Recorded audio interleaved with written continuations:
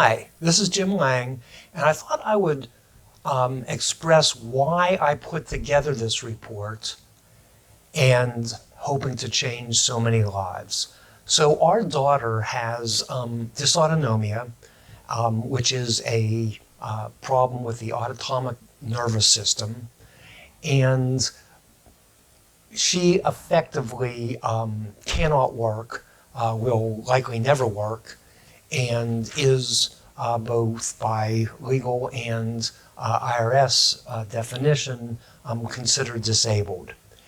And when you have a child, and if I'm speaking to you as a parent with a child who has a disability, you know as well as I that our biggest worry in life is what is going to happen to our child after we are gone. So we have, let's call it care issues and then money issues. And I wanted to talk about the money part because that was the part that I understood the best. So for Erica, with Cindy and I constantly having this dread, and this is the kind of thing that kept us up at night, is how are we possibly going to save enough money for Erica to be self-sufficient after we're gone? And of course, we're going to do everything we can to make enough money, but are there ways that we can be smart about taxes, be smart about getting Erica considered disabled for the purposes of collecting SSI or SSDI? What is the estate planning involved? And we went through that process. And then, and by the way, when we went through that process, this wasn't necessarily with the idea we're going to tell the world we're going to make a big deal out of this. This is, we are going to try to do everything we can to protect our daughter so that after we're gone, she's going to be okay, at least financially, and then we can talk about the other part later.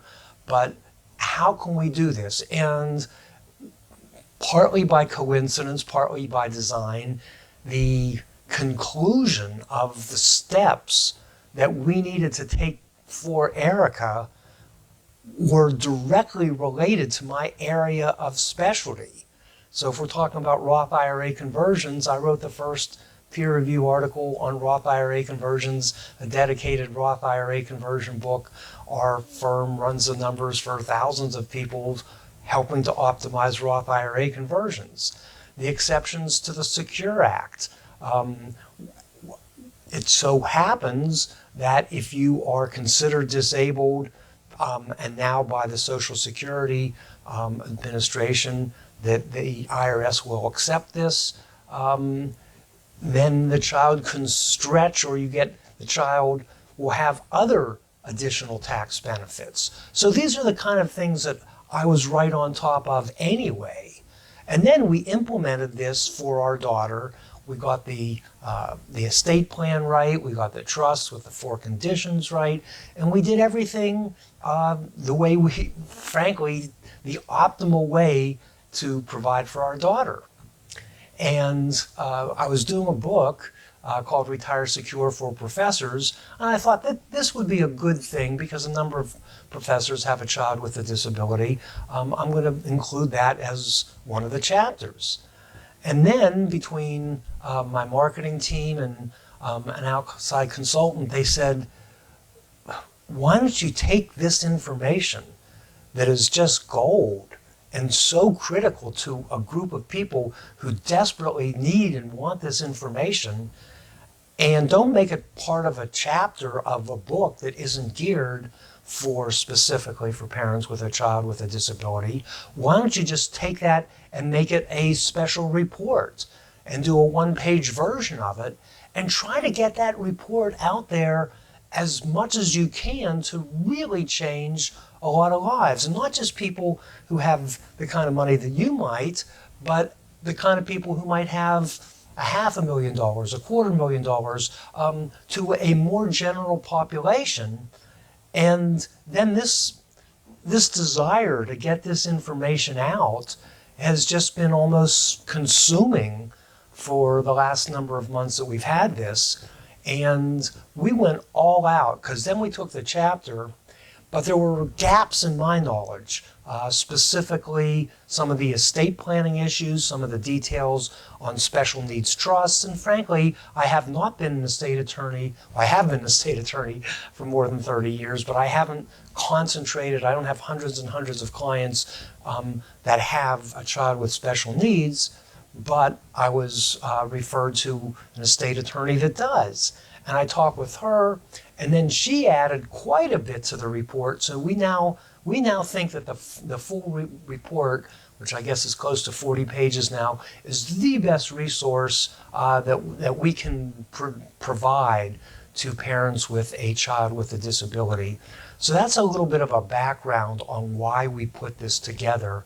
And then after that, we got the number crunching CPAs involved to determine, for example, our daughter will be $1.9 million better off in today's dollars. Somebody with $500,000, their kid will be better off by $239,000. We got our estate attorneys involved. We got our number crunchers involved. We added things like the ABLE Act to really put together what we think is the best source of information for a parent with a child with a disability. So I wanted to tell you why we're doing all this, and kind of use this as a base for additional information, some of which will be, let's say, my story, and some of which will be technical, which will be let's say a deeper dive into some of the concepts that I address in the report. And I hope that you find this information helpful, and perhaps more importantly, I hope that whether with or without additional professional help, that you actually implement some of the strategies that will be life-changing for you, because you will have that confidence in knowing that you have taken proactive measures to help your child, and then of course the benefits to your child. And it's pretty hard to quantify, let's say in terms of emotional value, the difference between the status quo and then say your child having an extra $239,000 to provide for their care. I hope this is helpful. Thank you.